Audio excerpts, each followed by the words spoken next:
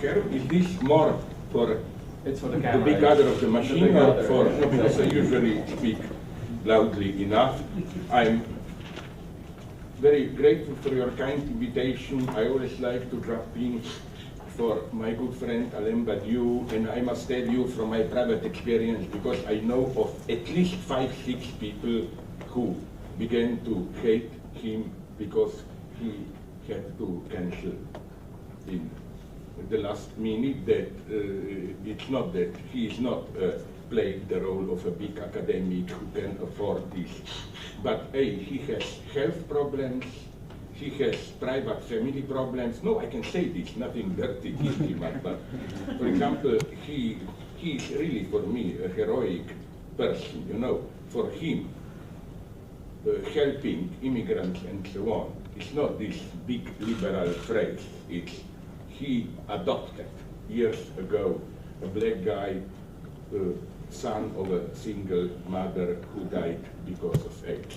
He and his wife adopted him, and he spent hours, and there were some, often this son has some psychological problems, there were even tragic things. Once I visited him, I saw police in front of his apartment block, and the guy had some psychotic crisis, the son full of foam and so on, shouting around, and but you trying to calm him. I mean, he's simply my hero at this level, you know. For him, again, helping the immigrants and so on, it's not this big politically correct stuff and then you go home. It's, he spent weekends in France with this les sans-papiers, without paper, teaching them, patiently explaining to them how to use what you can of the state, because he discovered something which is very interesting, that one strong factor in the exclusion of those sans-papiers and others, it's very tragic how many of them simply do not know what are their rights. They don't even use the opportunities that they have. And of course, we are not blaming them. The point is that the system is made, functions de facto in such a convoluted way that, you know, you give people a certain right, but then you set in motion or establish a complex machinery, making it sure that most of these rights, concrete individual people will not be able to use them. And we come here, I'm so sad we don't have time to do this, to talk what you were kind enough to mention. I'm proud to say we are both neighbors, I mean Slovenia and Hungary, and also we are 2 proud members of this new tribe, this almost neo-fascist new European countries. I don't know, I will not speak to you, but for you, but I'm more and more ashamed of coming where I come from, you know. Sorry, so second point, but more about politics and all that stuff. We will connect this to cinema in the evening. Yes. I propose nonetheless not to disappoint you. I hope this will not disappoint you if I treat you a little bit more seriously and go at least into something that will be like 3/4 of a theory. About, again, this parallel between what Lacan calls plus de jouir, with all the wonderful French ambiguities, you know, because plus de jouir means more of, but if you know French, it also can mean none of it. Let's stop it, you know. No more of that. But that's, this ambiguity, you will see immediately in what sense is the point. Then, the surplus value, Mehrwert in Marx, and I would like to add, as Lacan does, and it's strange how this topic is almost totally neglected, the topic of surplus knowledge. Knowledge in excess, and how the status of this surplus knowledge changes with science. So let's see where we will come. I will talk at a certain point. You will be my male domina, that is to say, leather dress and whip, and you stop me. Okay, let me begin. Now, please don't be disappointed, there will be theory. I would like to begin, since nonetheless we are at TIFF Cinema, with a well-known reference to Alfred Hitchcock. in his conversations with Truffaut, Hitchcock recalls a scene he wanted to insert into North by Northwest. The scene was never shot, and I think Hitchcock was right not to include it, because it renders all too directly the basic matrix of his work. You know, that's one of the arts of cinema for me, that like if you say something too directly, if you stage a fantasy too brutally, too directly, the effect can be vulgar. You know, that's the basic paradox, I think, of art as such. The best way to miss something is to go directly at it. But nonetheless, it's I was surprised to discover already years ago as a kid when I read the book that it's a very Marxist example in a way. I quote Hitchcock: "I wanted to have a long dialogue between Cary Grant, you know, who plays Roger Thornhill in North by Northwest, Cary Grant and one of the factory workers at a Ford automobile plant. As they walk along the assembly line, behind them a car is being assembled, piece by piece. Finally, the car they've seen being put together from a simple nut and bolt is complete, with gas and oil and all ready to drive off the line. The two men look at each other and say, 'Isn't it wonderful?' Then they open the door of the car and out drops a corpse." End of quote.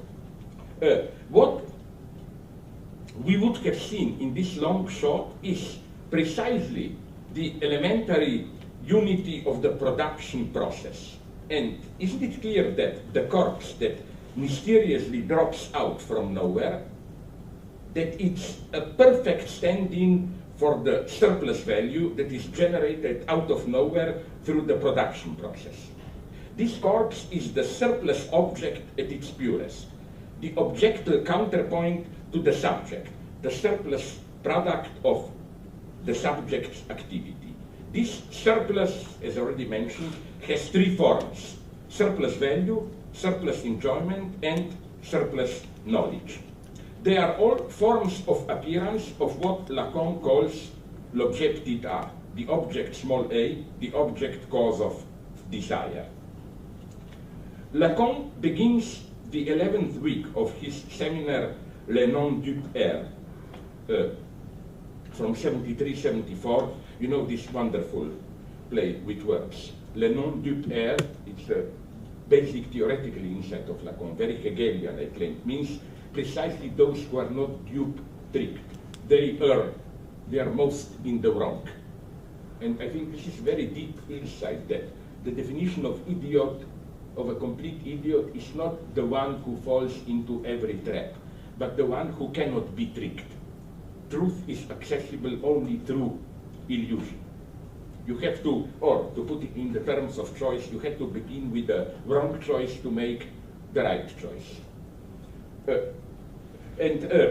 When he asks himself in this 11th session of his seminar, he asks himself, Lacan, a question in his usually arrogant way, addressing himself. Here's a quote from Lacan. "What was it that Lacan, who is here present, really invented?" He meant himself.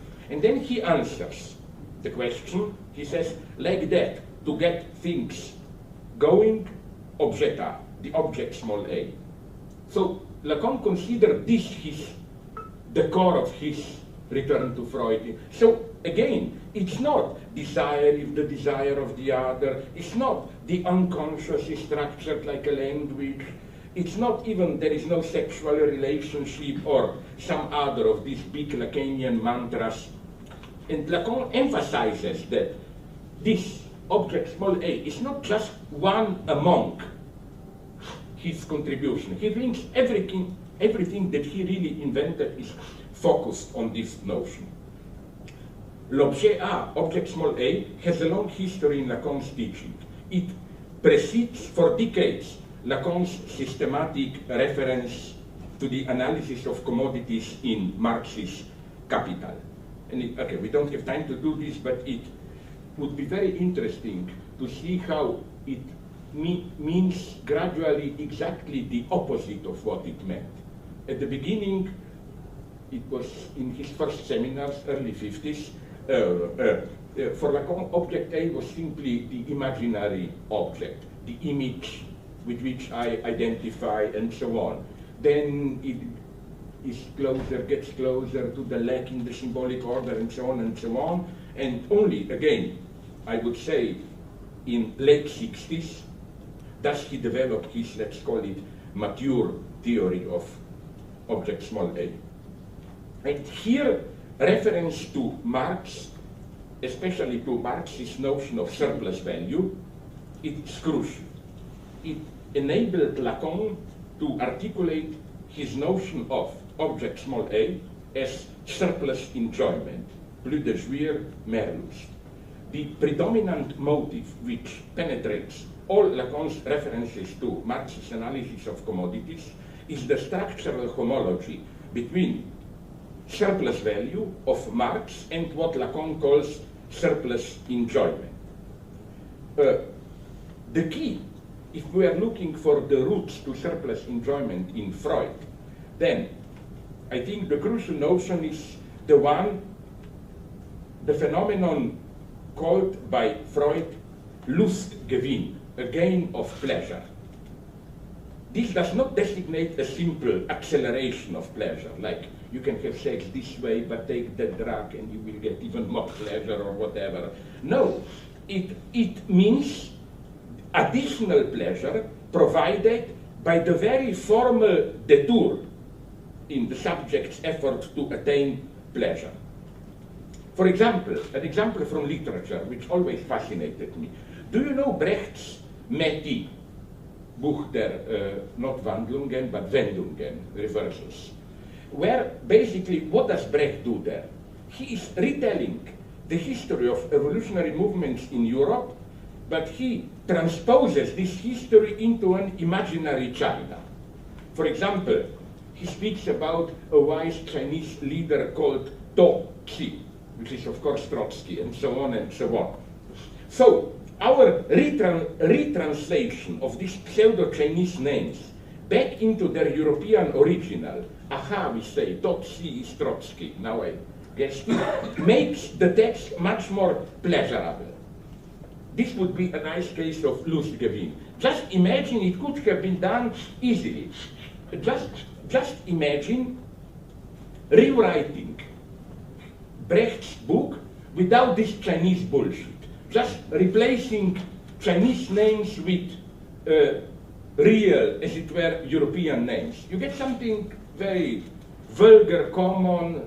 Brecht's insights are even, from today's perspective, at least very suspicious sometimes, like this is not popular to say today when many people still celebrate Brecht, but to the end, it means till 55, 6, no?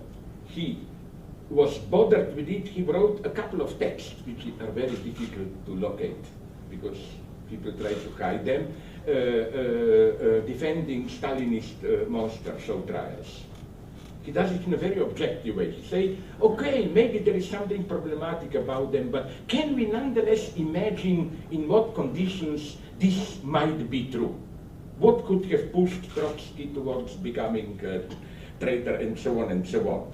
Or, the most elementary example, how much a process of seduction gains with its intricate innuendos, false denials, and so on and so on. It's you know, it's not just that because of cultural obstacles we do this game. Like, sorry for being male chauvinist direct, I want to sleep with a lady, and what I really want is just to tear her clothes off and do it, but unfortunately because of the social oppression and so on, I have to play all these games. No, it's not like that. I claim that if you take away these games, you maybe get some purely biological satisfaction, but you don't get pleasure. Let me, here we could lose time, but I will not lose it too much, by giving you wonderful examples. For example, an example that I often use, did you see, I relatively liked it, because it's kind of a moderately left British melodrama from some 15, 20 years ago, brushed off with Ewan McGregor, playing a working class hero. This is Ewan McGregor, the old one, before he became Jedi and all big things, no? And it's, I always, sorry if you know it, I always refer to it because it's a wonderful example. It's there is erotic tension between him who plays a worker to be fired and slightly more upper class girl who is an accountant for managers there. And okay, they flirt and he accompanies her to her home.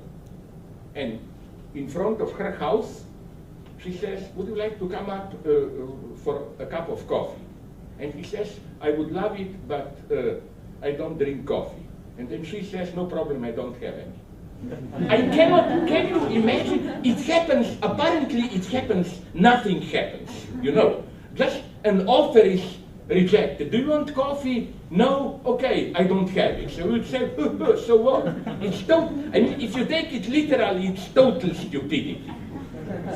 Basically, the conversation really is about, do you want to come up and fuck me? Yes. But my God, by the very vulgarity of what I said now, you see how much you gain by doing an empty detour. Now, let's complicate this a little bit more. In the same way that in libidinal economy, there is no pure pleasure principle undisturbed by the perversities of compulsion to repeat, perversities which cannot be accounted for in the terms of pleasure principle. In the sphere of the exchange of commodities, there is no direct closed circle of exchanging commodities, this what Marx called C&C, commodity, money, commodity. I sell a commodity which is mine to gain money to buy with it another commodity which satisfies some of my needs. And here one has to be very careful. The point of Marx is not that this is still natural, this is non-alienated production because production serves human needs, you know, like, you know, and then in capitalism madness explodes. As Marx put it, C&C, commodity, money, commodity. I sell something to buy something else which satisfies my needs. Here we can say production still serves concrete needs of concrete people. Capitalist formula, as Marx shows, is MCM. Money invested into commodity generating more money. What happens here is not just a reversal, but as Marx put it very nicely, the whole process becomes eternal, because in C&C, exchange is just a detour, so that I get at the end what I really need. But in NCM, the moment money becomes predominant, the process becomes endless, because, you know, it never stops. You get money to get more money to get more money, and so on and so on. But what is crucial here, I don't have time to develop it, I would like to refer to you here to a book which was now published by Verso, it's doing quite well, of one of the younger colleagues of mine in Slovenia, Samo Tomšič. It's called The Capitalist Unconscious, where I have, of course, as always, that's my business as a grumpy old man. I am critical of that book, but I think he does this basic job very well in that book. Especially he shows that for Marx, C&C, this basic zero level of not yet perverted exchange, where exchange still serves concrete human needs, that it never exists, that it's a myth. It's a retroactive myth to justify capitalism. Because you know what's true capitalist? Capitalist ideology is its renormalization. Capitalist ideology is not, oh, it's only money, engendering more money. No, capitalist ideologies, it's really about people, you know. Even the most crazy speculative dance, it all serves satisfaction of the needs of concrete people and so on and so on. So the point is that for Freud, it's, I hope you will get the point, because here now things will start to get complicated. It's the same with simple, direct pleasure without a detour. Is exactly in the same way as for Marx. There is no immediate satisfaction in exchange, but there is always a gap where exchange becomes its own goal.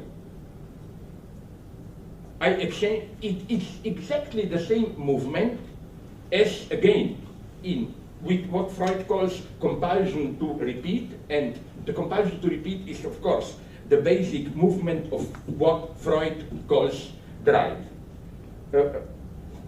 Lacan, in reading closely Freud, distinguishes in the notion of drive between its goal and its aim. The goal is, for example, oral drive, the most elementary example. The goal, direct goal of the oral drive is, okay, like child, sucking breast, getting fit, satisfying your need. But for Lacan, the true aim of drive is the very repetitive movement of satisfying it. What really brings satisfaction is just sucking the breast, the repetitive action as such. Here we have Lustgewinn. Lustgewinn precisely also in the sense of plus de jouir, no more enjoyment. Because you get Lustgewinn, you get more of pleasure precisely by endlessly postponing the final satisfaction, because it's not really about that and so on. So, again, the idea is that in our libidinal economy, that, to put it bluntly in Freudian terms, Lustprinzip, the pure pleasure principle, doesn't exist. It's a myth. The same myth as some direct natural exchange for Marx. From the very beginning, Lustprinzip, that is to say, the principle of psychic activity where the goal is direct pleasure, is corrupted, eternalized, subverted through what Freud calls compulsion to repeat, Wiederholungsdrang. Here there is so much work to be done in going further from Marx, even from Lacan, in reading Freud exactly. Just a couple of motives to amuse you, maybe, or to allow you to see in new light the most standard concepts. For example, death drive. It's usually dismissed as some Freudian stupidity, like, oh, it's kind of a half biological term, or some kind of a nirvana principle, oh, I want to disappear, and so on. But read Freud closely, and I think it can be demonstrated that death drive is paradoxically Freud's name for immortality, on the contrary. You know what's death drive? Here, I'm sorry, this is an old line of thought of mine, but I'm telling it because I think it works well. Okay, maybe this is my Lustgewinn to resell you old stories to get additional pleasure. No, or compulsion to repeat. Think about living dead. This is a wonderful concept, very Lacanian one, I think. The living dead. And here, sorry, to make this short philosophical exercise, in Immanuel Kant, you find an absolutely crucial philosophical distinction. The distinction between negative and infinite or indefinite judgments. A negative judgment negates a predicate. What Kant calls infinite judgment asserts a non-predicate. Now you will tell me, but fuck it, it's the same shit. No, it's not. And let me give you precisely the Stephen King example of undead. Let's say you say about someone like you, you are alive. So let's first negate a predicate. You aren't dead. What does this mean? It means you are alive. No? It's logical. But, no, bear in mind, recall all your legacy of guilty pleasures of zombie horror stories, no? If I say he is undead, if you are normal, you will run the hell out of this room. Because, you know, it means he is still alive while already dead. He is undead. He cannot die. You see how you get here precisely this infinitization. You kill him, it returns again and again and again. And this is what Freud calls Wiederholungszwang, the compulsion to repeat. This undeadness. This is why I claim Freud should be read already against the background of Richard Wagner. Because that's the basic predicament, I love Wagner, I'm sorry, of Richard Wagner's operas. The typical Wagnerian hero, his problem is not, oh, I want to live, I don't want to die. No.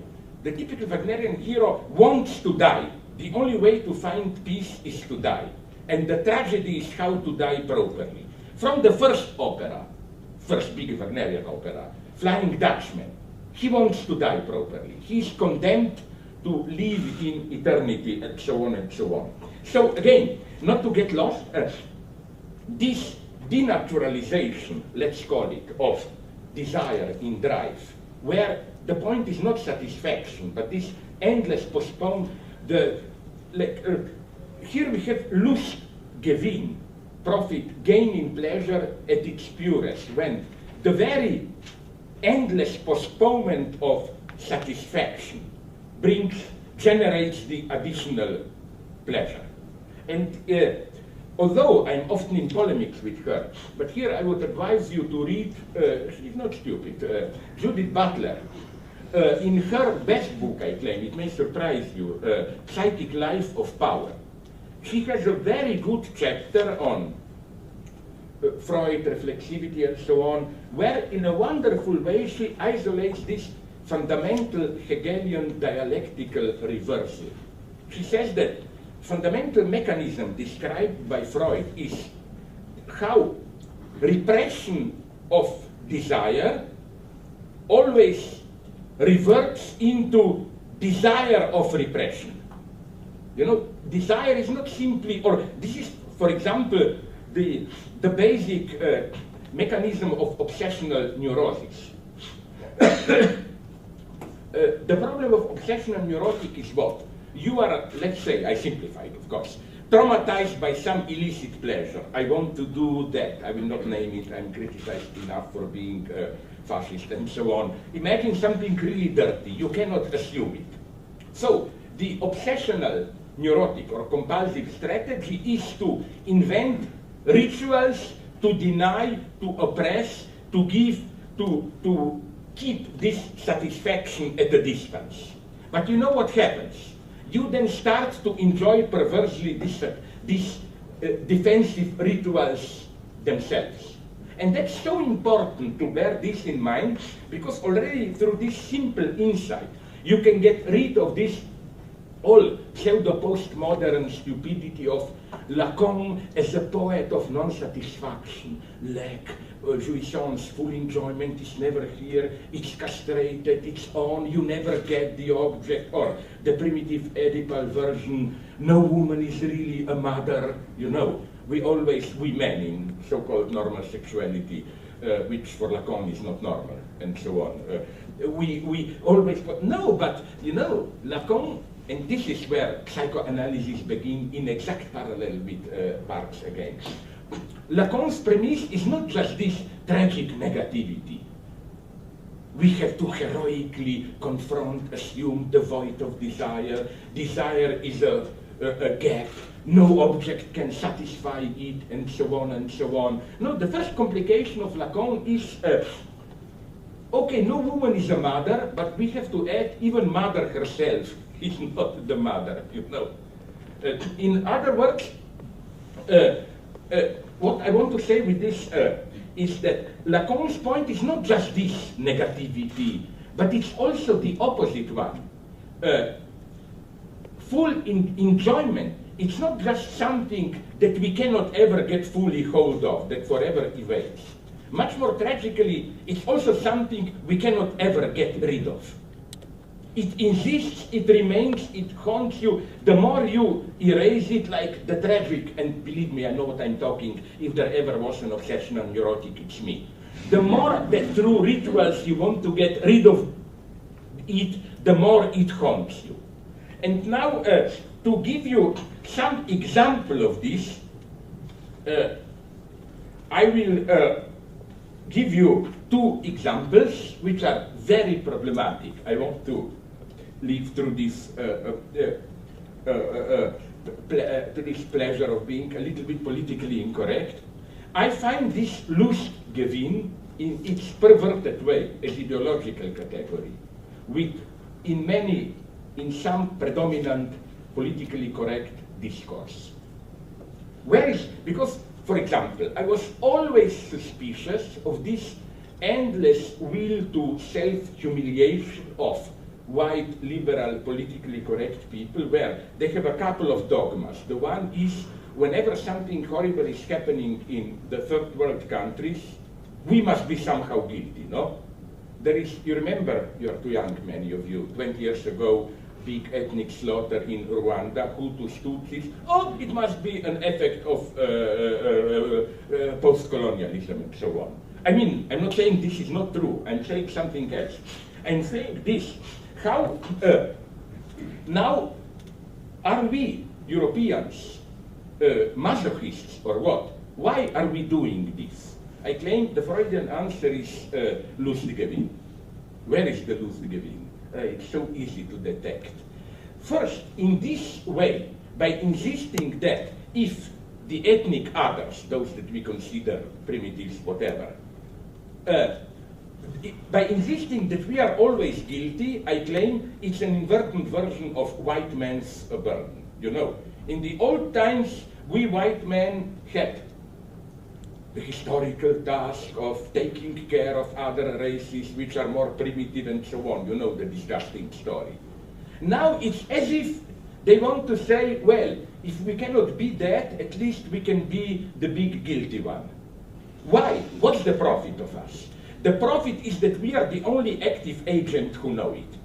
We patronize the others, because I will develop to you this patronization at another level. Did you notice how, I don't know how you do it here in Canada, but in the United States I notice this all the time. Just ask a white politically correct liberal, how does he relate to asserting one's national identity? I notice that you have a clear hierarchy of permitted, not permitted. The further you are from white Protestant, possibly men, the more you are allowed to assert it. If you are Native American, but I hate that term, Native American, and some of my Indian, I proudly call them then friends, hate it also. You see, this is where politically correct changing names doesn't work. A Native American friend of mine that I met in Missoula, Montana, told me openly, why? I don't want to be a Native American, because the opposite of nature is culture. So we are native, you are cultural, or what, my God, and so on. And he told me a wonderful argument for sticking to the name of India. Maybe you know my joke, but it's wonderful. He said, at least if we remain Indians, our name is an eternal reminder of the stupidity of white men who thought they are in India, you know. No, they are, I love those friends because they are so sensitive about this falsity of celebrating in an ecological, whatever way, the others. Like this friend of mine gave me a study he wrote, he's a doctor, demonstrating how Native Americans burned more forests and killed more buffaloes than all white men together. Is he crazy? No. He did something ingenious. He detected very well the racist patronizing undertone in this, you know, we white people just totally exploit nature, but natives have an organic relation to nature, and so on and so on. For them, this is something, so let me go on. Okay, they can do it. Blacks, roots, search for roots, their identity, they can still do it. It's okay, no? Hollywood loves it, Alexis Haley, that disgusting, I claim TV series, Roots, you know. Because we white racists, if we are, insofar as we are, we love black people to search for their roots. Which means they stay there, no, they search for their roots. We white are of course the only truly universal and so on. Then with Italians, you can do it, but not really, no? Problems began. Germans, Swedes, so-so, but if you say we white Anglo-Saxons, which I'm not, want to assert our ethnic roots, you are a fascist, or whatever. And of course there is a lot of truth in this, that usually this white assertion of our identity is racist. But I want to say something else, that this prohibition is, why is it false? Because at the same time that we apparently humiliate ourselves, there is an incredible Lustgewinn, gain of pleasure. Because, precisely because we are not allowed our own roots, we are the only ones who really have a universal position. We are the neutral ones who can allocate all of our, we are exempted the only true universal subject. That's at least, that's my problem with it. And it's the same, this is again what is bringing me so many trouble. Also in this moralist, instead of doing something in Europe, we have all these moralist protests. Europe is losing its heart, not receiving more refugees. Incidentally, I think Europe should receive more refugees, absolutely. But in a much more organized way. For example, just, I don't know if you saw the news, the latest one, I tend to agree with it. A very nice proposal from Germany that EU should reserve at least 10% of its funds for taking care of refugees. And we are talking about enormous sums of money here. No, it's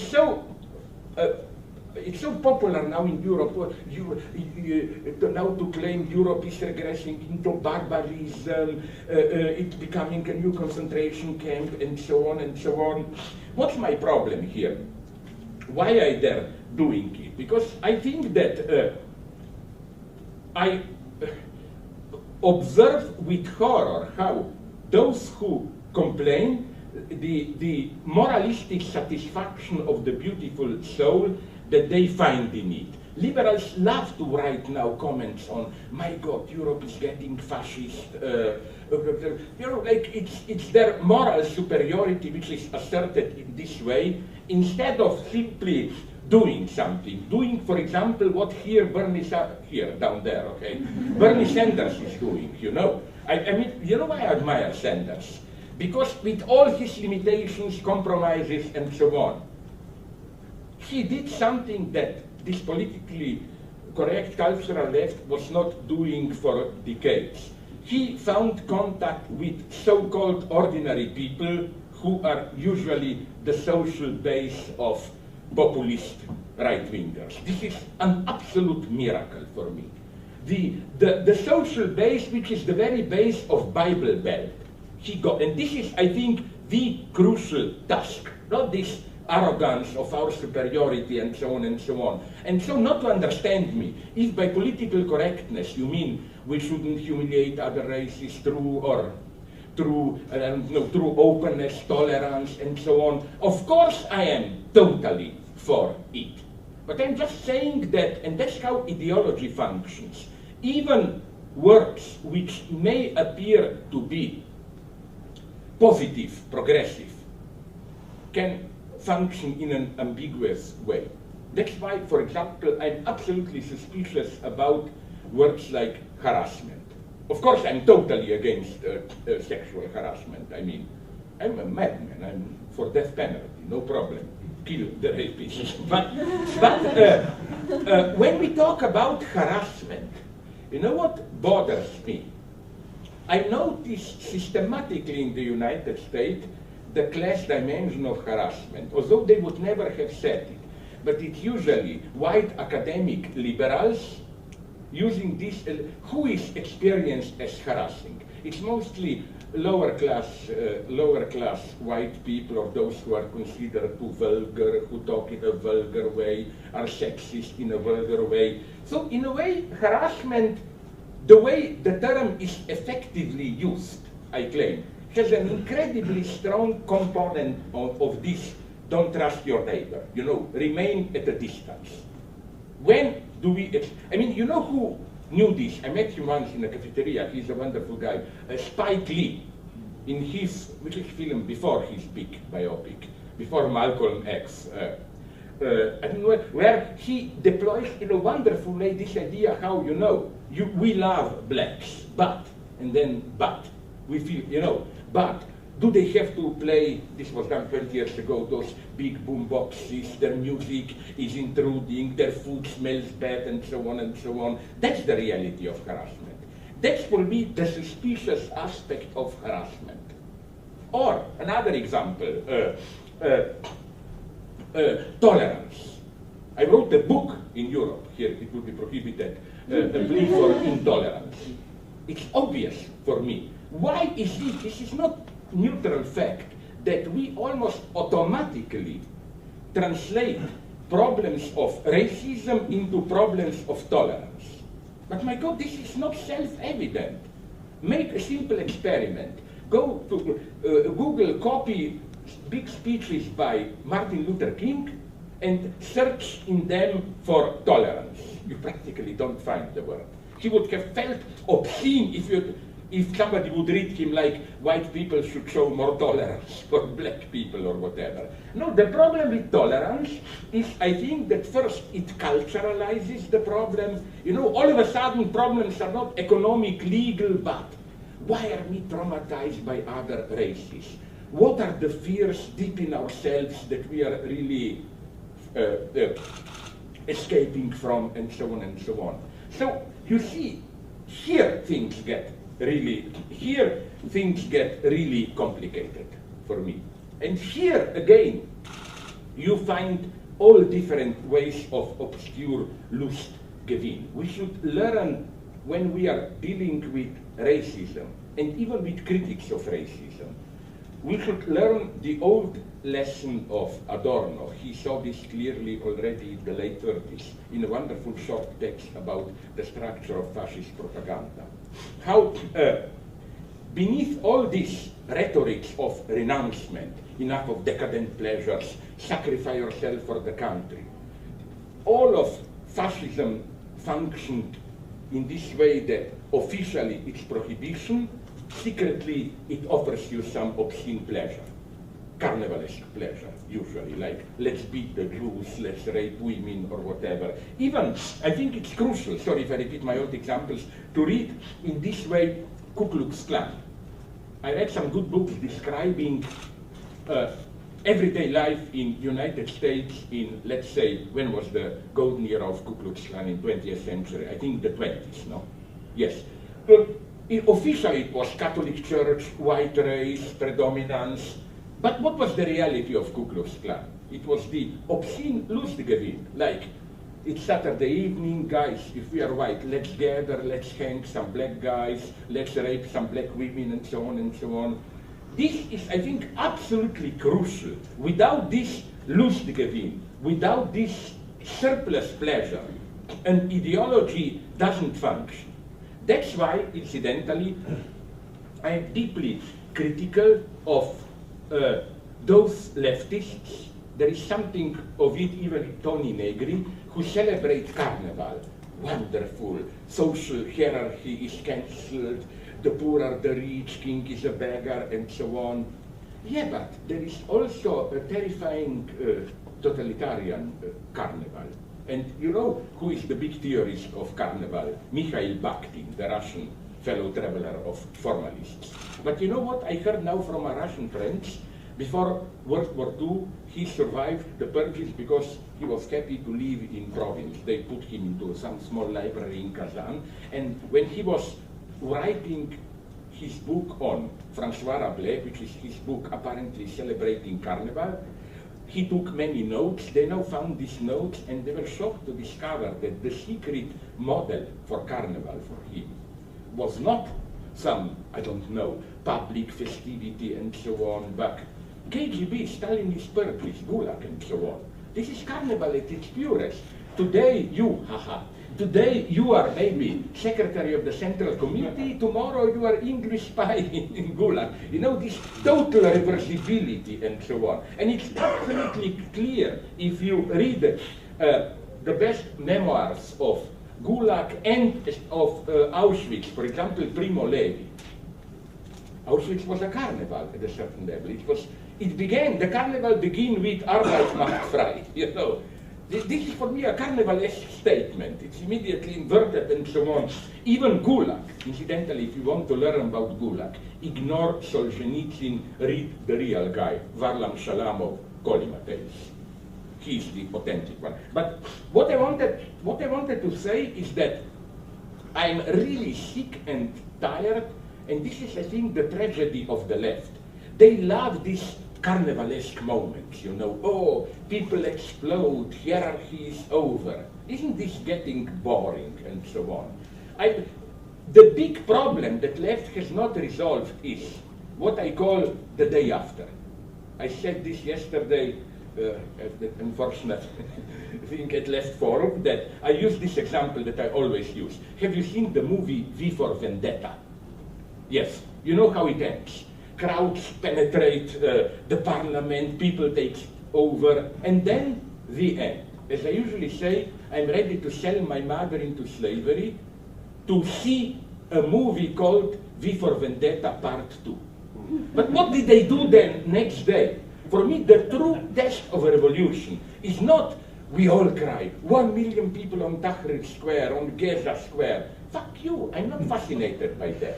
What interests me is when things return back to normal, a week, a month later, how will ordinary people feel the change? How, you know, it's relatively easy to do this big ecstatic explosion. The really difficult thing is what Badiou calls the work of love or fidelity to the event. To translate this explosion into new rules, new order for everyday life. That's why I like Antonio Gramsci, who, you know, from the 30s onward, if in Europe you use the word new order, it basically meant fascism. But Gramsci still uses the term, he even edited a journal called Il Nuovo Ordine. I love this, that how, you know, in the 20s still the term new order didn't mean fascism. It meant, on the contrary, the crucial task of the left, and so on and so on. So again, back to my main line. We have to distinguish here, as you probably all know, between pleasure and enjoyment. What Lacan calls enjoyment, jouissance, is a deadly excess over pleasure. It's beyond pleasure principle. So now comes, of course, the basic paradox.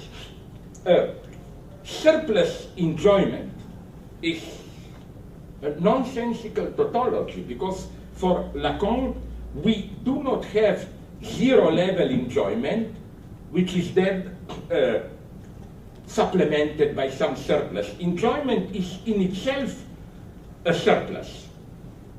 So this is why I claim a little bit of social or social-psychological, if you want, analysis, which is why I claim we do not live today really in a true society of unconstrained consummation and so on and so on.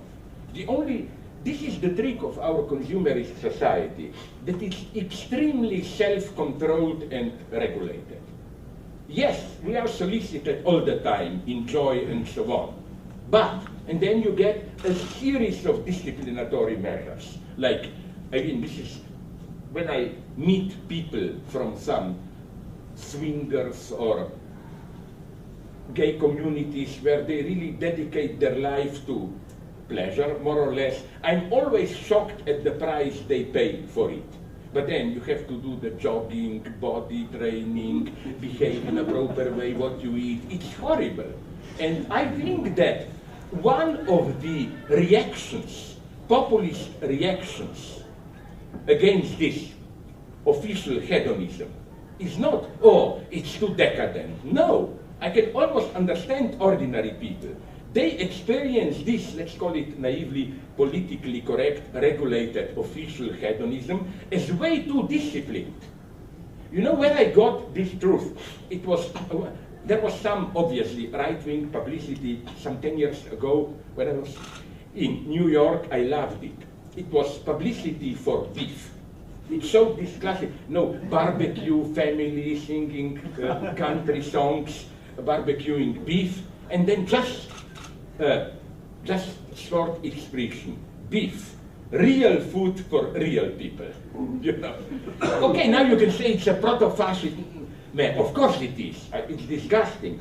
But the subtle message was like, do we really have to go through this over-regulated hedonism? Permit me to repeat another of my old stories. That's why one of my formating basic experiences was when I visited in early mid-90s, half illegally, it was risky Belgrade, and met then by a chance in a restaurant some probably people, strong nationalists who were probably engaged in ethnic cleansing. And I was stupid enough to engage in a debate with them. And it was wonderful what a lesson they gave me. I behaved as an arrogant European sociologist and tried to sell them the story of escape for freedom. Probably you are afraid of modernity. In modern world, your roles are not prescribed.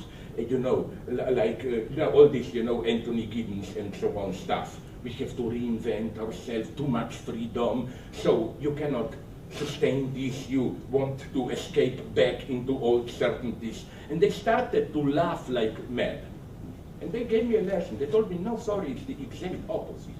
For us, modern Western liberal society is over-regulated and frustrating. Of course, they understood this, they were not theorists, in an extremely vulgar way. They said, I cannot even beat my wife. I see a nice girl there, I cannot rape her. I cannot. And for them, becoming a nationalist means precisely this. I go to Bosnia, I engage in ethnic cleansing, I'm free again. Don't underestimate this. So who are today consumerists? We are more than ever afraid of true consumerists. True consumerists are three, more or less, today, I claim. Drug addicts, smokers, and maybe up to a point, alcoholics. And that's why we are so obsessed. I always found suspicious, ideologically, all this campaign against smoking. No. I'm for punishing the big companies. I don't smoke. No problem here. But just this absolute obsession, and I just had to laugh. Do you also have it here how the very people who pretend to be usually for liberalization of drugs, no? I noticed this total inconsistency. Like in some politically correct way, it was decided that drugs are okay, you know. But smoking is whatever. Although, my God, sorry to tell you, but I think that nonetheless drugs are generally much more dangerous than. And this absolute educational furor which cannot be accounted for in medical terms. For example, was it also in Canada? I know that in the United States already half a year ago, companies or big airline companies decided on prohibited e-smoking, electronic smoking. And it was extremely interesting. I was shocked to read the justification. It was not, oh, we don't yet know, maybe e-smoking is also dangerous. No, they even concede this point. I was shocked. The justification was that by using e-cigarettes in public, you publicly display your moral weakness, your inability to abstain fully from smoking, and that's why this shouldn't be allowed. So I think, to repeat some other of my old jokes, that the way, this is the antagonism, if you want to put it in this way. This is the antagonism inscribed into our consumerism. It may appear to be unlimited consumerism. You know, this is the opposite of Lustgewinn. It is, you are allowed totally, but then the conditions are so, your solicitation to enjoy is so filtered through regulations and so on that it's ruined. I always have here, remember, a horror story that, for example, the examples that I always mention, you know, the dream, our consumerist, controlled consumerist dream is, yes, enjoy, but with a product where you enjoy without paying the price for it. Like Coke, but Diet Coke. I don't know. So sweet dessert without sugar, beer without alcohol, sausage without fat, and so on and so on. And even in sex, this is what people call safe sex usually, you know. So we are allowed to enjoy if it's properly justified. I remember when I took a year ago already a flight, I think it was United, in their hemispheres, the journal that you get there. There was a 2-page essay celebrating sex. And it was the most depressive text that I've read. Because all of it is one argumentation how good sex is for your body. I mean, for your body in the sense of health. They say, do a lot of deep French kissing. Why? Because in this way, your muscles will remain more firm, and when you will be old, the saliva will not drip from your... I mean, it's so disgusting. It really ruins everything. You know, and this is where psychoanalysis can do its job today. You know, the standard story is, oh, psychoanalysis, it's old-fashioned, Victorian, we now have no prohibition. No, already if you read properly Freud, his problem is not we want to enjoy, but a prohibition, social prohibitions that we internalize prevent us from enjoying. So the function of the psychoanalyst is to enable you to get rid of these prohibitions so that you can do it. No, as Freud knows it very well, the true problem is not a father who terrorizes you, prohibiting you sexuality. Such a father is usually a good father. Why? Because you rebel against him and so on, it works. The true problem is the father, and now I will be intimate, believe me, I know what I'm talking about, I had it. A father who, I remember when I was 15, my father came to me, are you a true man? Are you attracted to girls? Should I show you how? Do you know how to do it? And so on. Believe me, this caused big troubles and so on, you know. So again, the situation is here, so again, the big paradox Freud is struggling with is not this simple one, social norms prohibit enjoyment, so we have to get rid of them or replacement with different norms. The big problem is why what Lacan calls the superego injunction to enjoy sabotages enjoyment in the most efficient way. Because I claim the classic authoritarian, moderately authoritarian society works so-so, I'm not celebrating it, but there is always a limited space for enjoyment open to you. As Lacan puts it very nicely, every figure of authority always allows a space, a small niche. I don't see you there.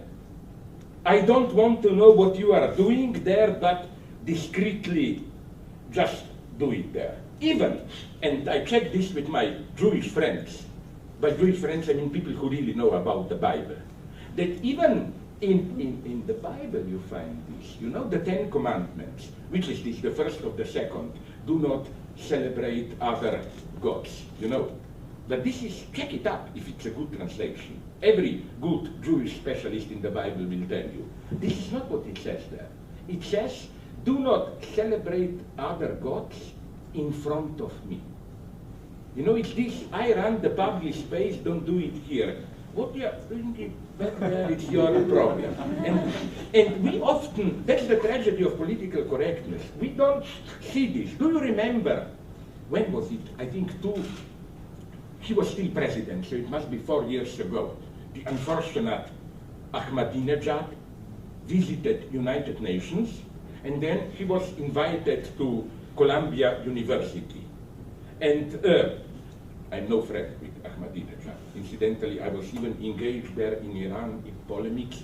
Remember when Musavi, who was the guy who lost elections, I wrote a text defending Musavi, and then for 2 days, I was told by some friends I was the main target of attack from Ahmadinejad press, claiming that I am paid by CIA to ruin Iran. No, my reaction was to write an open letter to CIA. Hey, where is your money if I do that? My bank account. No, but more seriously, one thing has to be said for Ahmadinejad.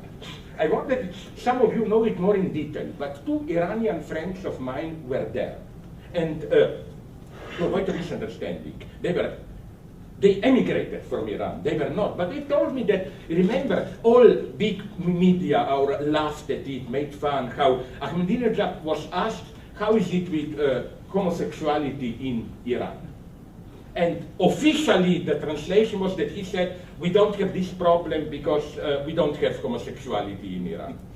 And everyone laughed. It was a mistranslation, I was told. He said something much more, okay, I wouldn't say refined, but different. His point was, we do it differently than you. We don't talk about it, we prohibit it in public space, and what you do discreetly is your problem.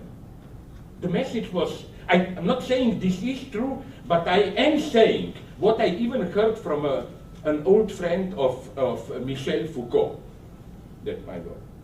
I'm very vulgar now. He went to Iran to screw the priests there, of course. No, I mean, homosexuality is extremely expanded in Iran. But what I want to say, okay, let me give you another example, which I like here. I mentioned it in one of my books. Did you see that shitty movie, which is very fascinating, I think? It's really a movie about a religious experience today. Did you see the movie, it's horror, cheap, stupid, Project X? Mm-hmm. Yeah, it's so crucial about it. It's in some small town, 2 jerks, nerds, want to organize a big party. The family of one of them goes for a weekend to another city, and before leaving, father tells the son, listen, you can have your party, but not more than 5 people, don't use the pool, don't touch the car, and so on. And then the guy puts note on the web, no, come, and then I don't know if it happens here, but this is based on a true story in Europe, in Belgium, it really happened. In Belgium, I think 40, 50, you know, a girl invited come to a party and then 50,000 people came. Okay, something similar happens in this movie, like 5,000, 10,000 people come, they ruin the house, they burn the car, the police have to intervene with helicopters, everything is wrong. What's interesting in this is my answer to those, I hate them, how do they call post-secular people who claim our societies are too secular, we need to enter the new sense of the sacred post-secular. I claim at a certain point in the film, it's pretty nicely shown, this simple, stupid amusement, it's clearly that it acquires a sacred dimension. This is really a movie about a rediscovery of the sacred, and not this Christian symbolic sacred, but all sacred orgies in our societies. So what I want to say is that then, yes, the absolutely crucial thing happens at the end. When father returns, and you would have thought father would explode. He does explode. He says to his son, listen, you didn't follow my orders, you will have to work hard. And then the father adds, and this is the end of the movie, then the father adds, but nonetheless, I admit it. You did have a courage to do this. I didn't expect it. You know, father plays this game of traditional authority. While modern authority, okay, I will propose you a solution for me cheating here. Just to conclude with another story from one of my books, what's the problem with this permissive authority, how it can be even more oppressive? It's my old story, sorry if you know it. Imagine it's, let's say, Saturday, Sunday afternoon, you are a small boy or a girl, and your father wants you to visit some stupid old senile grandmother. And of course you don't want to go. Okay, let's say you are a traditional authoritarian father. You say to the boy or girl, listen, I don't care how you feel. You just go there and treat grandmother respectfully, treat her nicely. That's okay, I claim, no problem. You feel oppressed, but you rebel secretly and so on. But then comes the monster called the postmodern, whatever you call him, permissive father, who will tell you something different, I know. Again, obviously I had some problems here, my father was doing this to me. His typical phrase to me would have been something like this. You know how much your grandmother loves you, but nonetheless, I'm not telling you to visit her unless you want to visit her. You can see that beneath the appearance of a free choice, there is a much stronger order. The order is not only you must visit her, but you must like to visit her. It orders you not what to do, but even what to desire to do. And I claim this is a regular trick of our, I don't have time to go into it now, of our free choice societies. We are given a free choice on condition that you make the right choice, as it were. Okay, listen, are you centralized here? Centralized, in this sense, the usual thing happened. Because I wanted to say, to go through many other things, for example, how with modern science, just to recapitulate, then I wanted to pass on to modern science, where we have the same surplus paradox, which is why very nicely Lacan speaks about primordial accumulation of knowledge with modern science. You know, in traditional societies, you have some basic common sense knowledge, we all have it, and then you have the surplus knowledge, which is the secret knowledge, religion, sects, whatever, another type of knowledge. Today it would have been New Age knowledge. But with science, something else happens. Science always can work only through, it's not just a tradition passed from one to another brain. It's just, it works through its own surplus, as it were. So I wanted to go into this parallel, how modern science functions then through who is the subject of science, and I wanted to end with, where are we today with symbolic authority? Is it true? Because there is a certain image of where our societies are moving. That was to be the leftist conclusion. Where they say in modern capitalism we no longer have authorities, that Oedipus is past. It's just, usually the term used is generalized perversion. We are just thrown out like crazy, running from one object to another, hyperactive all the time, like all prohibitions are over and so on and so on. Even my original teacher, the nephew of Lacan, Jacques Miller, unfortunately bought this story. How? The new century will be the century of the real. It's no longer Oedipus, no longer symbolic construction. It's real outside the law, and so on and so on. I wanted to oppose this radically, claiming that no, this idea of the crazy free circulation of capital, real without law, still covers up prohibition, covers up a fundamental antagonism. And you know, this to conclude with a problematic statement, if you allow me. Okay, no, now I will do my dirty trick. I agree with you, I've talked too much, debate. So, okay, debate. I ask myself, Professor Žižek, what did you want to say in the remainder? Don't be afraid. I wonder if you will agree. I will conclude with how this same topic of how to deal with excess, real, outside law, we encounter it. Do you also have them here? How to call this LGBT, this, okay, segregated toilets problem. Let me make it clear what's my position here. Of course, I totally support it in the sense of ending this last segregation and so on. Just beware that you will not get out of it what you will expect. You know why? Let me say it. You know, the first thing to note is that it's not simply that our societies are progressing. I mean, I read this even in a cover story of Time magazine. Everybody knows it that. On the one hand, in our societies, call them developed, whatever, Western, I don't care, more and more you have abortion, women's rights, gay marriages, whatever. But you know, as a maybe reaction, maybe not, in many of the third world or other countries, you have more and more homophobia and so on. And this is a crucial thing to understand. Now you will say, this is because these countries are poor and so on. No, let me give you a fact which may be so surprising. People usually try to account for this new populism by people feel exploited, poor, blah, blah, cheated by modernity. But look at a country like Poland, where I have good connections. It's maybe the only, up till now, true economic miracle of post-communism. You can say with other countries that they screwed it up and so on, but in Poland, really, the standard of life went up. They never had it so good. And still, you have now an incredible hardline reaction. Like, my God, you got at one public demonstration almost 1 million people demonstrating against abortion. And wait a minute, not just against abortion, it's already outlawed.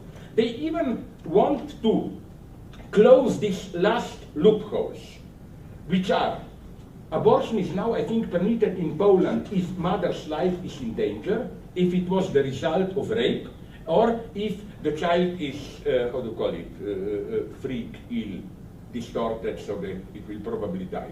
Now they want even to close this loophole. So you cannot explain it in this simple economic sense. But what I'm saying is that this is one pole. And in Europe, it's very funny to observe this struggle. The one pole that I call politics of new sexual difference, which means how maintaining traditional hierarchic sexual difference is perceived as the central issue in escaping today's decadence, in reconstituting new society. So we shouldn't too much make fun of those primitives, Boko Haram, whatever. Boko Haram is in northern Nigeria. This is the clearest example. It's very paradoxical. You have a big movement, they want to reconstruct all society. The basic premise, Boko Haram, no Western education for women and so on. And the thing is very sad. If you read the statement, I even met some of them. They consider their fight as anti-colonialist fight. They claim from our everyday experience, the basic effect, result, the most destructive result of colonization of our countries is the disintegration of our traditional communal structures. So they claim this is where it begins. We have to, the first move in fighting anti-colonialism is to firmly re-establish sexual hierarchy. The first thing that made me suspicious is how all the big business enthusiastically supports it. You know, like Tim Cook on Apple said, well, it would be better maybe for him to do something for slave workers of Foxconn in China. But you know where I see the problem in this? I want to reconstruct something that may be called the primordial scene of transgenderism, and it's totally authentic experience. They always mention it, like, you come to the, okay, you have certain needs, you come to the toilet and anxiety, you cannot recognize yourself. Like, you may be determined socially as a man, but sorry, I don't recognize. I'm not that, I'm not that. Well, for Lacan, the first note here would have been that it's always like this. Okay, not to such a degree, but sorry, maybe I'm a pervert idiot here, but quite often when I go to a toilet and see gentlemen, am I that? I mean, and this, I'm not making just a joke here. For Lacan, sexual identity is ultimately always an escape, a desperate attempt to cover up a fundamental anxiety. Am I that or whatever? This is why for Lacan, subjectivity is such, yes. Sorry, no, but just to go on. And so, you know what would have been my solution? It's a little bit funny. You know the three, you know, okay, with other ways, not excrements. You know, I noticed in your country probably that when they try to put for different ways, different, no, to recycle. You have, for example, in my country, you have paper, plastics, organic waste, whatever. And then I noticed you always have another one, which is waste in general. And it's a wonderful Hegelian paradox, as if the universal dimension must appear aside as another particular. That would have been my solution, if you ask me. Men, women, general sex, sex as such. Why? Because you know what's the problem from Lacanian theory? okay, you can disagree with the term, but when Lacan speaks about what he calls symbolic constration, he means precisely this fundamental anxiety, unease, as if by way of entering sexuality, I am deprived of a part of myself. I never can find myself in it. And I think the disappointment maybe of transgenderism is that if you neutralize it, that you will get rid of it. You will not get rid of it. I claim that this type of unease about who am I is constituted. They think they will get too much from that operation. So my solution would have been, of course, we should do it, but no, my solution would have been three doors, if you ask me, because it always works like three. True antagonism is never double. It's never me and them. Antagonism always fails, and there must be a third. You know, it's like, this is the old Hegelian lesson. Whenever you try to categorize something, you always have one paradoxical category, which basically means all that doesn't fit in any of the previous categories. Like, isn't it clear that with Marx, my old example, I'm playing with your nerves. Isn't it clear that with Marx, what Marx called Asian, how is it called? Asiatic mode of production. It's not a concept. Marx theorized primitive tribal societies, whatever you call them, slavery, feudalism, capitalism, and whatever the shit, if anything at all, that come afterwards. Then he noticed that there are social formations which don't fit to it. And he created the category of Asiatic mode of production. But I think the only true meaning of Asiatic mode of production is all those societies which do not fit the other one. And this is crucial symbolic operation. It's also crucial for racism because the other in racism always functions like that, but I talk too much, you should stop. Okay. And, sorry, no, this is not what you think, it's another. Are you somehow connected? Because I really had a whole line of thought, and I feel that I cheated. So is there a master here? Are you? Sure, you can give us the... Now I'll make a racist remark. Are you so bad in Canada, that crazy guy from my decadent part of Europe is your master? Is there a way that I send you the file, yes, and you address him, and you know, because it seems to me nonetheless that you came here expecting to hear more of this, and I feel obliged to. So let's do it like this, so that you know he or the other guy or who are here, you, the salami guy, sorry. Whatever, okay, will do. Thank you very much. Sorry.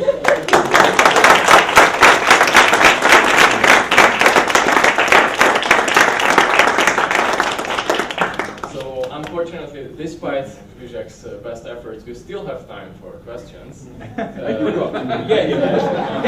My aim was to be able to say, with all hypocrisy, I'm so sorry that we no longer have time for debate. All right, so who wants to start? Please. Carrie? Please. No. Okay. I was wondering, so you talk about like borders, and recently there's been a lot with the Syrian refugees, and I was watching a CNN broadcast the other day, and there are all these protests that say borders kill.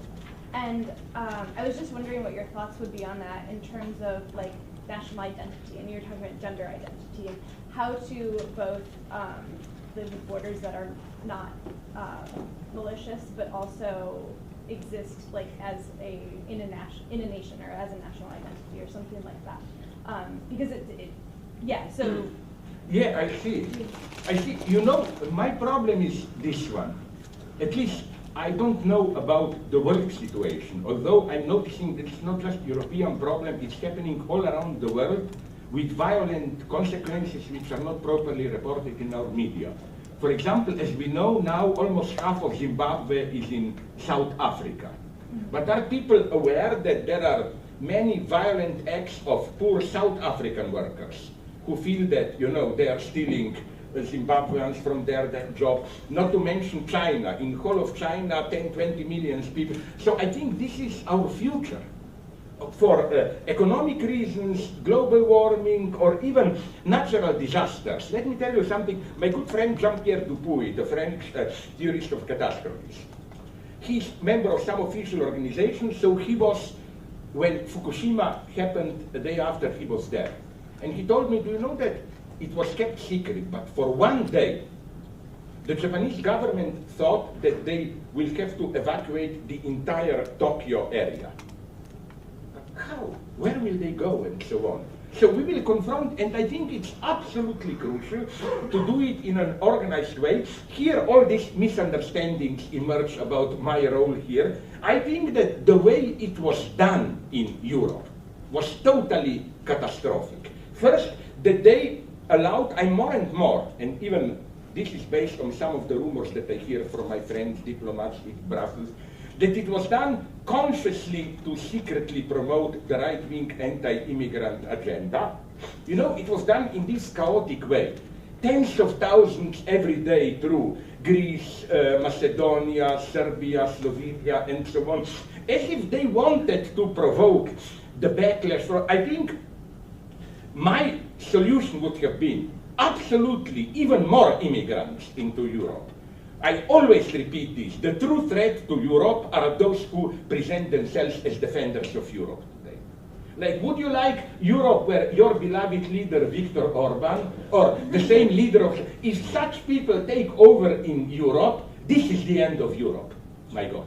No? So this is not... What I'm saying is that, and this is the tragedy of European Union, maybe it's the end, the same thing could have been done in a minimally organized way, which means, I propose even using the army, not to fight the refugees, but establish on Libyan coast, Syria, Turkey, big centers, process them, airlifts or whatever. It could have been done in a much more efficient, simple way. The result of this chaotic way is that now, after this experience, in every more or less European country, if you were to hold a referendum, it would be mostly around 2/3 against the refugees. And there it's very difficult. There I had a conflict with my good friend Varoufakis, who said, oh, democratize Europe. I say, okay, but you must do something more. Because if you just render decisions in Europe now transparent, democratic, it's very bad news for refugees. For example, I had a debate in Germany when I defended refugees, and then some right-winger in Berlin, big debate, some right-winger attacked me, said, but you pretend to be for democratic transparency. But then he said, listen, Angela Merkel made the big gesture, come. Over 1 million people came. This is a big change in Germany. Where is her democratic legitimization? She must have known very well that the majority is against. So what would be your answer here? My answer is extremely brutal, but very problematic. Angela Merkel was right. Democracy, authentic democracy, does not mean simply you follow the crowd. Fuck it, I'm ready to say this. Because again, it's very sad news, but democracy in Europe at this moment, a true politician doesn't follow the crowd. A true politician does a very risky move, even going against the majority, hoping, it's a wager, like in Pascal, that retroactively it will justify itself. That only through the result of his crazy decision, it will appear retroactively that it was right that he did. So you see, I'm here, and even with helping Greece, that was my argument against Varoufakis. Is he aware that we criticize Europe, alienated bureaucracy in Brussels is screwing up Greece? Fuck you, ordinary people were much more against Greece. God help us, it's good news for Greece that the decisions in Brussels were obscure. Because I spoke with Slovene representative in Brussels. My friend spoke with the one from Slovakia, and they all told the same story. In secret meetings, we were able to do something for Greece.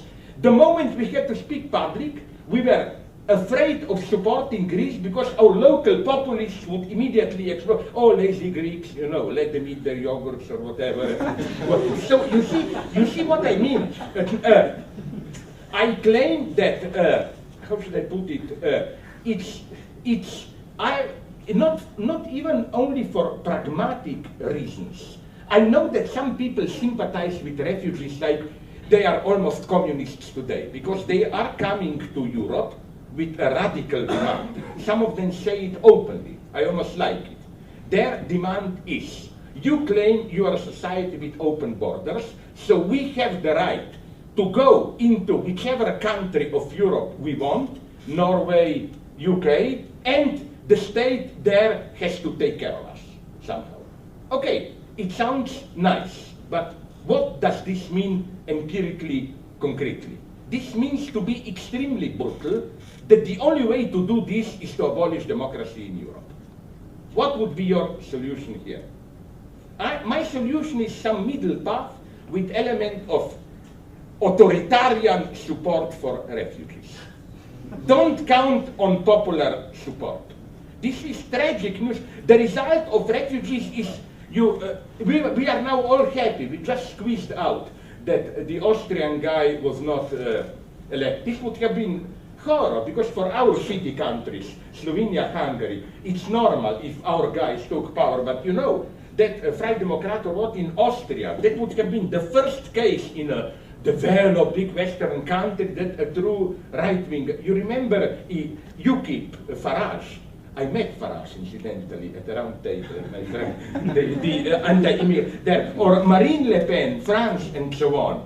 It's a horrible thing that is going on. One shouldn't joke here. That's all I'm saying. For example, people accuse me it was such a misinterpretation I read on YouTube this morning, that I said there are murderers, rapists, and thieves among the refugees. My point was very simple one. When 1 million of people come, of course there are. What did you expect? Let's confront this openly. The worst thing, I explicitly said that the problem is how to create space for more refugees. And the worst thing is to idealize refugees in Frank Capra style. You know, oh, but they are really, poor people are good people. Are these guys who claim this normal? Don't they know what is poverty? Poverty is not a noble thing. You know, this is what we learn, this is why they are worst ideology. Frank Capra movies, as if poor people are authentic, friendly. Poverty can ruin you ethically also. Poverty makes you brutal, survivalist, and so on and so on. And also I hate it when people reproach me, you don't want to open your heart to refugees. I said, of course not. I don't want to open our heart. The problem is to open our doors, to get them in, to live. I hate this moralistic pressure, which I think serves just to retain our beautiful soil and avoid confronting real problems. Real problem is what is happening in African and Middle East countries where refugees are coming. How are we, Europe, economically co-responsible for it? Whenever, it's interesting how all those countries from which refugees are coming, with the exception of Syria, but this is because it's got into it, are not really simply poor countries, but are poor countries with some national resources fully included into Western capital and so on. Or, let's... Sorry, I have to interrupt you. That's okay. I really didn't answer you. Please. I'm originally from Pakistan, which is much further right of Slovenia and Hungary. Yeah, but sorry to interrupt, then I will let you speak immediately. You know, when I sympathize with you, even my Indian friends are telling me that, you know the shitty movie Gandhi? Gandhi, you saw it, that big.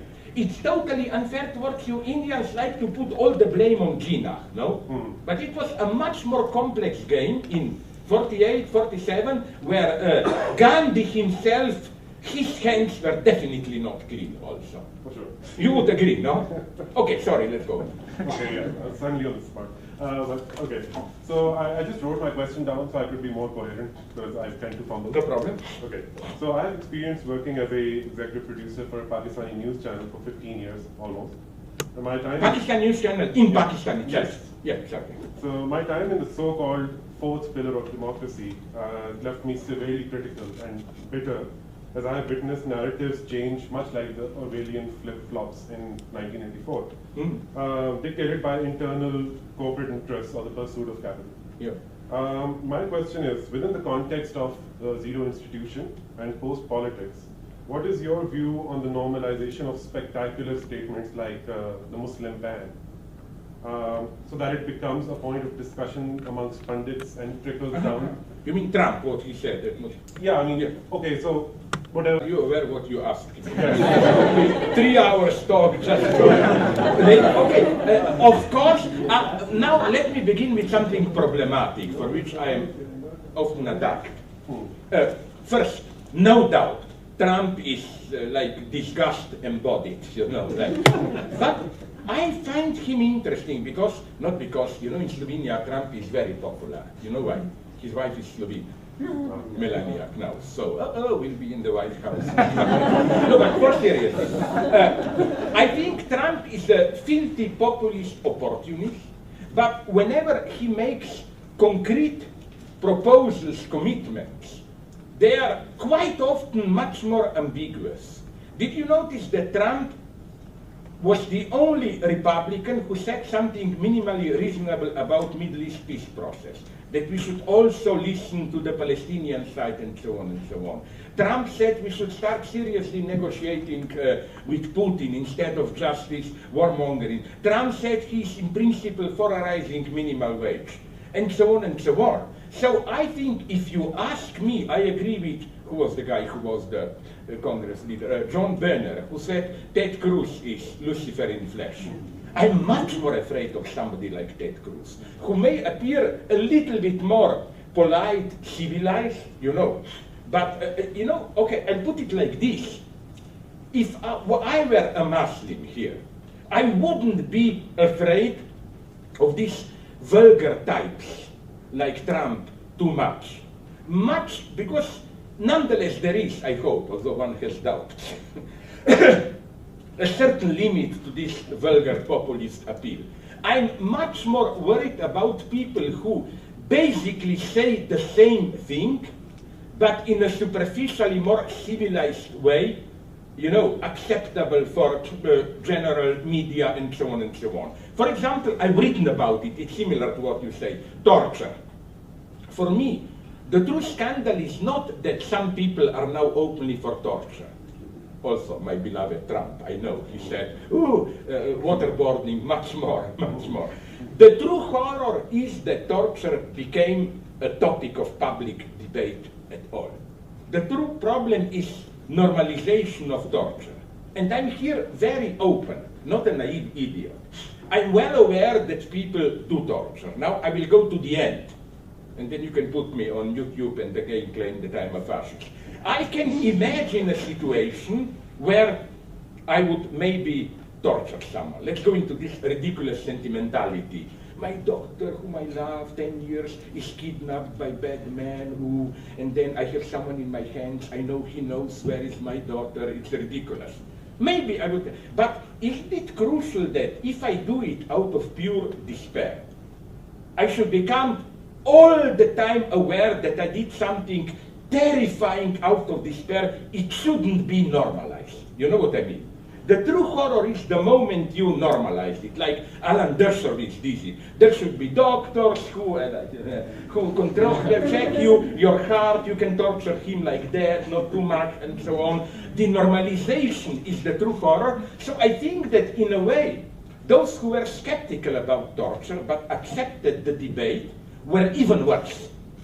Because as far as some right-wing nuts advocate torture, okay, the moment it becomes the topic of debate, there we are winning or losing true battles.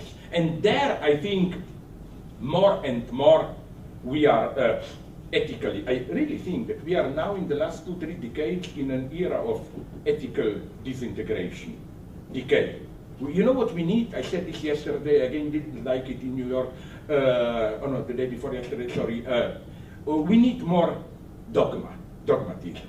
But don't be afraid. You know what I mean by this? Let's take rape. Sorry, maybe you know my line, my old example. I wouldn't like to live in a society where you have to argue all the time that women shouldn't be raped. Sorry, but I would like to live in a society where the moment a guy starts to play this disgusting game, oh, do they really don't want to be raped? What if they secretly want it? The guy is just mocked. He appears as an idiot, you know. The problem, I would like, and the same goes for torture. I wouldn't like to live in a society where you have to argue for or against torture.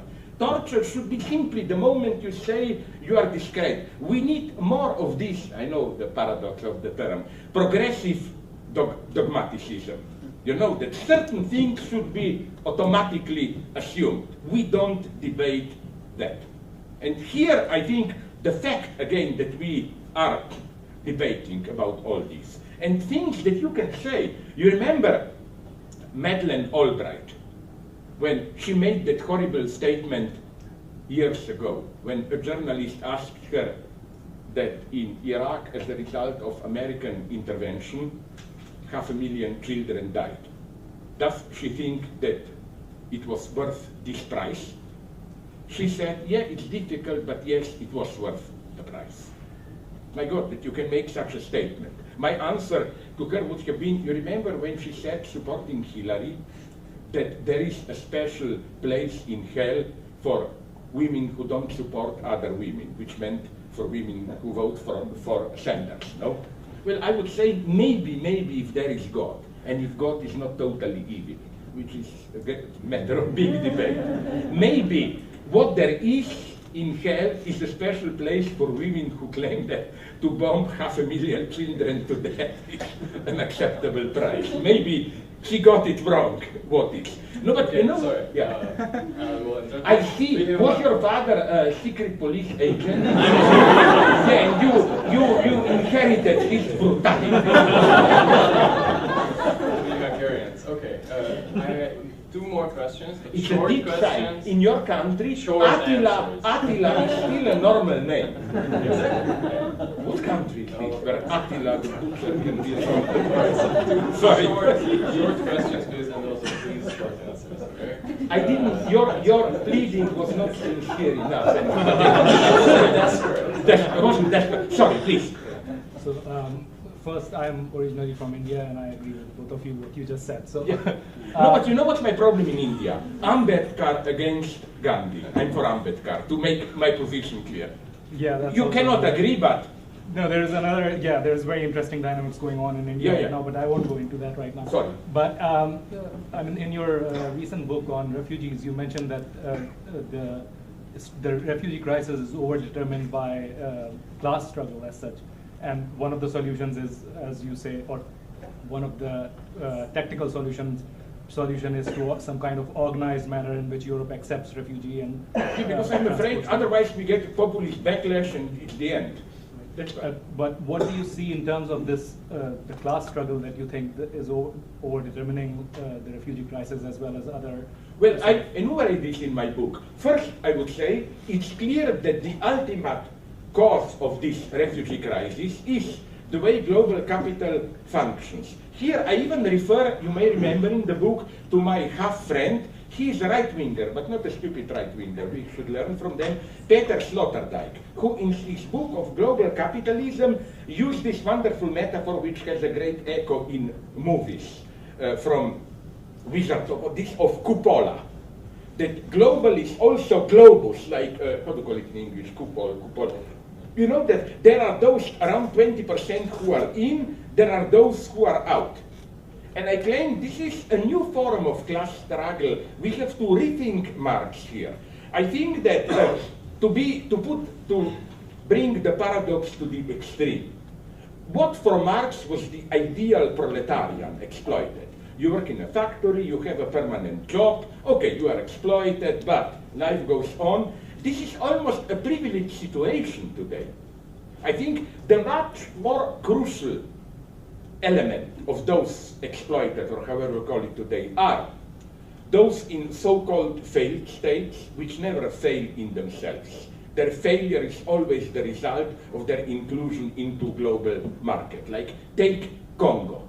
The tragedy of Congo is its wealth itself, coltan and all that stuff.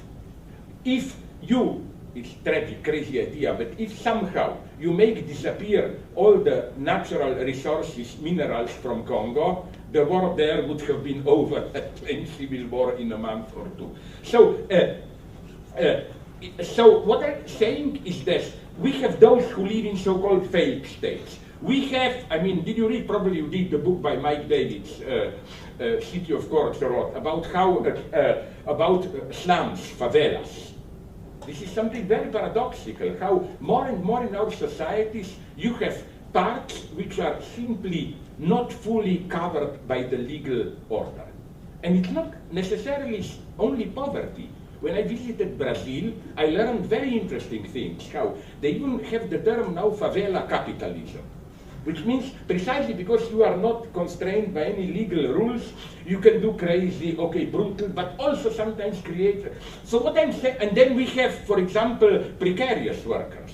It's not marginal. In Slovenia, my city country, almost 50% of workers are already precarious. And here we should fight ideology. Why? Because the trick of successful neoliberal ideology is that it presents you your very new forms of slavery as new forms of freedom.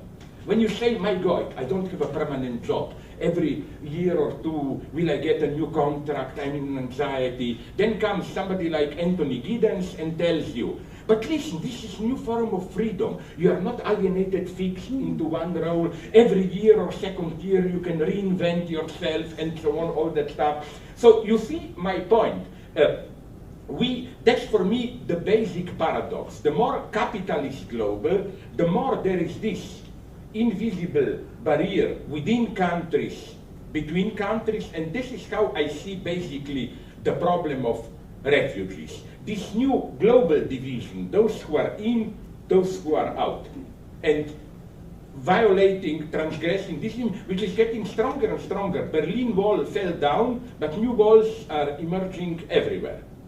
And so I'm simply here, miracle always happens, but I no longer have this Marxist trust, you know, history moves forward. I'm much closer to Walter Benjamin here, who said, the task today is not to ride the train of history towards progress, but to pull the emergency brake, you know.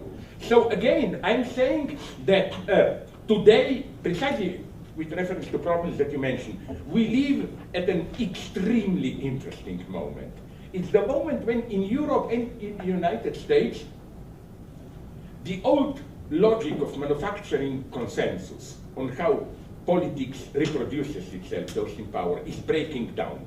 That's the meaning of phenomena like in Europe or also down there, like Trump, Sanders, and so on. And these are very dangerous moments, but also moments of hope. We shouldn't be afraid of these moments. When here I remain a Maoist, you know that wonderful saying of Mao, everything under heaven is in disorder, so the situation is excellent. You see, this is what is happening today. I mean, without Trump, there wouldn't have been Sanders. Not because they are opponents, but the same situation that, in the case of Trump, means the breakdown of this standard way how democracy officially reproduces itself, because that's the basic lesson. Democracy appears an abstract procedure. We vote, blah, blah.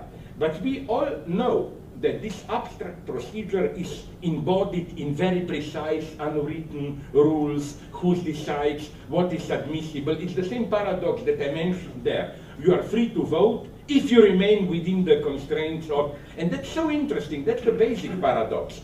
The moment people are confronted with a real choice, those in power interpret this as a crisis of democracy.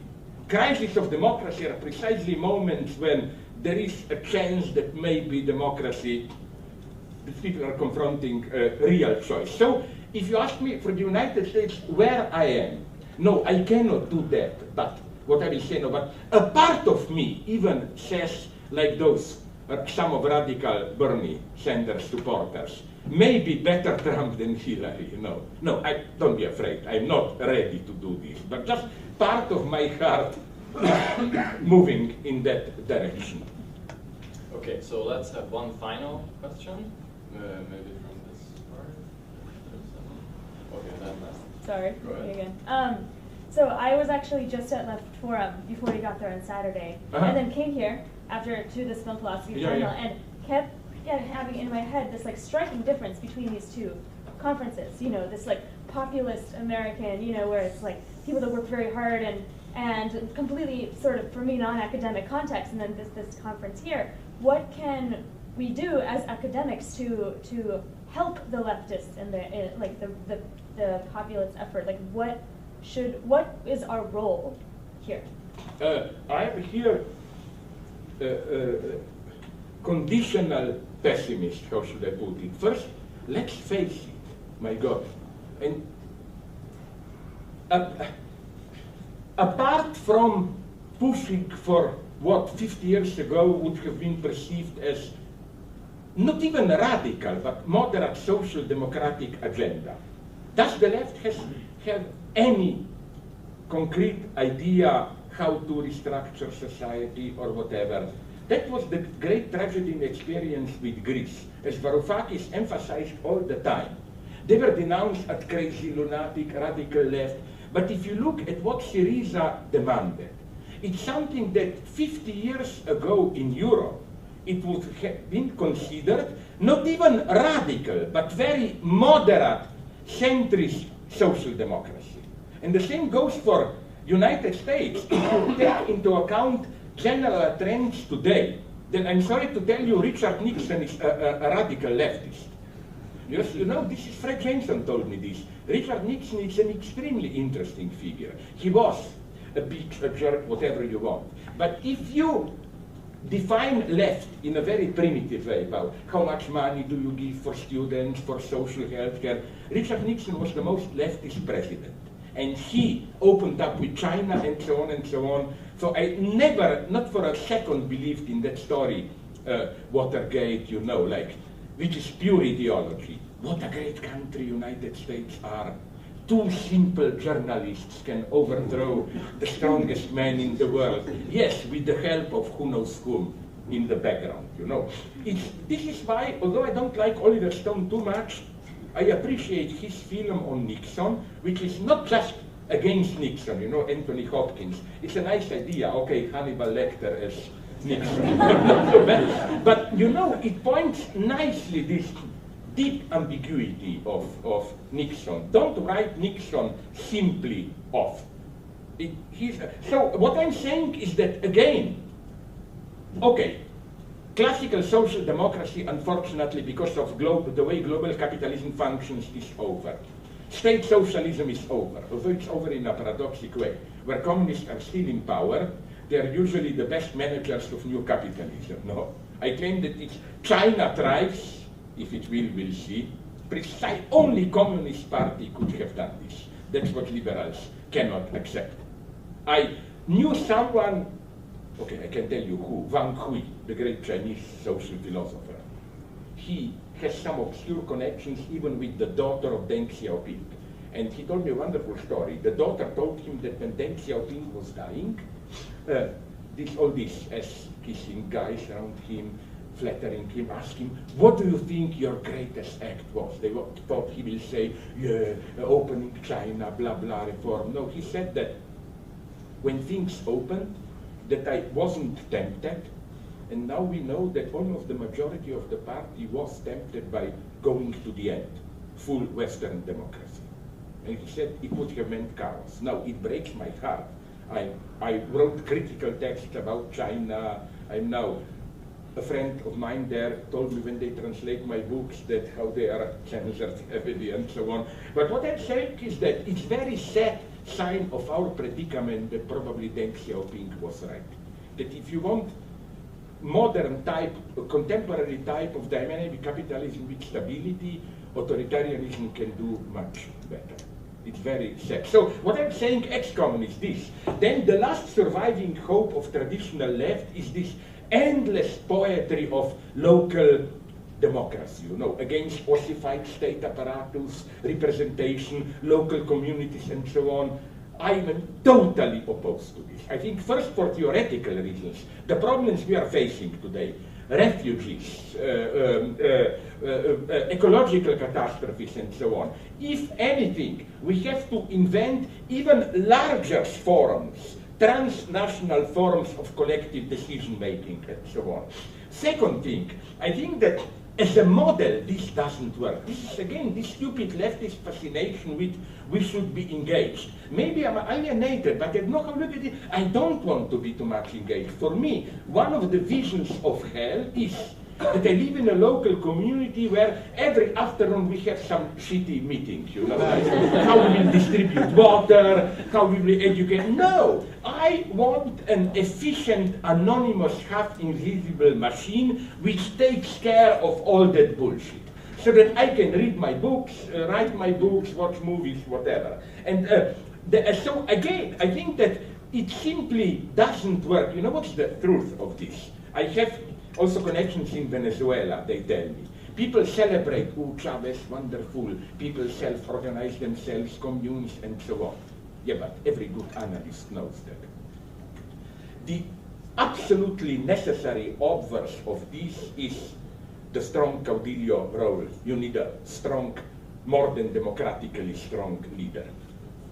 You know, that's a very nice paradox, which for me is not even necessarily a bad thing. I'm here very realist, skeptical, sarcastic, cynical, whatever. I don't think that a strong leader is always necessarily a bad thing.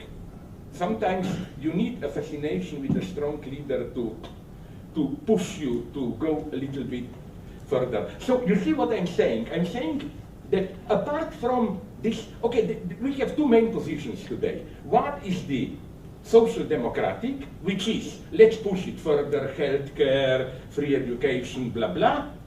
And then most of the leftists adopt today an extremely tragic position. My good friend, otherwise, but here I'm not at the same team, Fred Jameson told me, and isn't this very sad, that the only thing we can do today is to push for social democratic agenda, knowing in advance that it will fail, and in this way to educate people in the long term.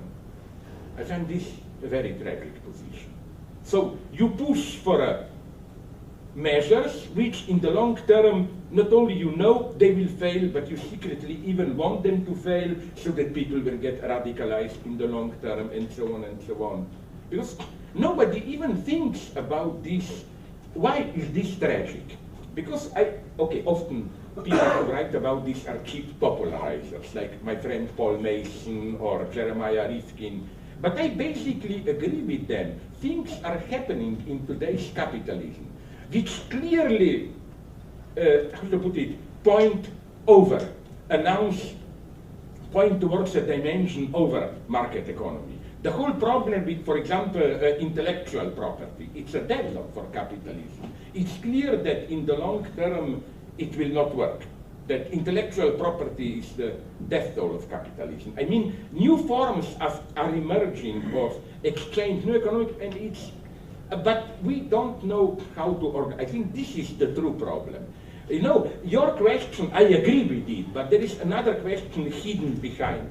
The way you said it is as if we intellectuals know what to be done, and the problem is how to reach the people. I claim, what if the people in their skepticism about us are at least partially right? What if we don't really know?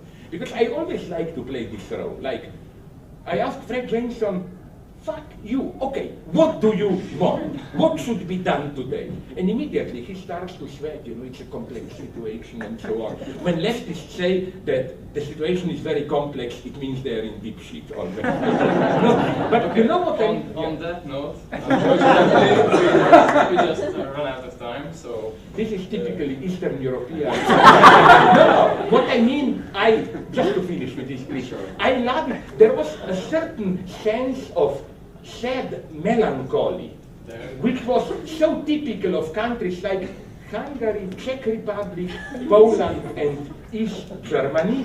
For example, you can find it on YouTube. From the darkest time of East Germany, they had a popular comedy, Die Legende von Paul und Paula, which is kind of a sex, love comedy, a woman,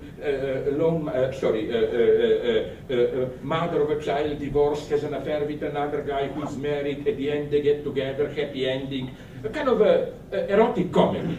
It was one of the greatest hits of German Democratic Republic. Everything clear. But you know what's the end of the film? Then we saw her happy, everything ends happily, walking on a Berlin street, and she enters a dark subway passage to subway, and the voiceover says, she is on her way to a doctor, the doctor will inform her that she has breast cancer, she will die in 3 months. This is something so typical, you know, even in the harshest Stalinist terror, totally out of sync with the whole atmosphere of the movie. Or, for example, the famous Polish proverb, Christopher Zanussi made a movie on that famous graffiti. It's absolutely the best definition of life, popular Polish. You know, what is life? A disease which always ends in death and which is transmitted by sex. It's totally true. That is life. But you see, I like it so much how, even if we were living under the harshest of Stalinism or whatever, this spirit remains there. And maybe this is our legacy to world culture. Excellent.